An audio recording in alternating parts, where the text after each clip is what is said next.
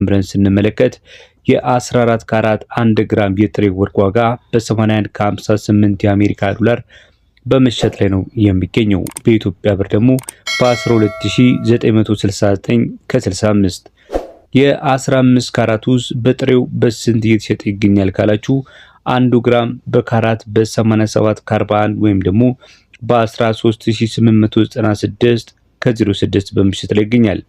የ16 ካራቱ የጥሬው ወርቅ ዋጋ ዛሬ ሰኔ 10 2018 ዓ.ም በ93 ከ24 የአሜሪካ ዶላር ወይም ደግሞ በኢትዮጵያ ብር በ14822.46 ነው በመሸጥ ላይ የሚገኘው።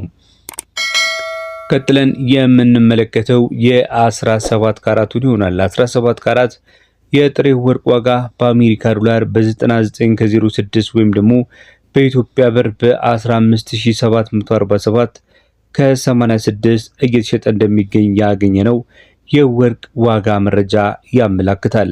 ተመልካች አድማጮቻችን ምንም እንኳን እነዚህ የነገርኳችሁ የወርቅ አይነቶች ብዙ ጊዜ በገበያ ላይ ለሽያጭ የሚውሉ አይደሉም።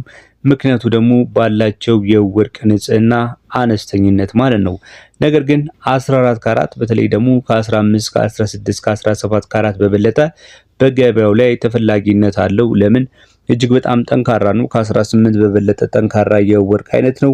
በዛ ላይም ደግሞ ብዙ ሰዎች ያው በጀት የሆነ የወርቅ አይነት ስለሆነ በዝቅተኛ የሆነ ዋጋ ልታገኙት ስለምትችሉት ሰዎች ስለሚመርጡት አንዳንዴ ገበያ ላይ ልታገኙ ትችላላችሁ ማለት ነው። በእርግጥ 15 16 17 ካራትም የተወሰኑ ቦታዎች ነው እንጂ ያው ይገኛል፣ ግን በጣም ሬር ነው ማለት ነው። ቀጥለን የምንመለከተው ደግሞ የ18 ካራቱ ነው የሚሆነው። 18 ካራቱ በተለይ በአሜሪካ በአውሮፓና እጅግ በጣም ባደጉ ሀገራቶች ዘንድ ተወዳጅነት ካላቸው የወርቅ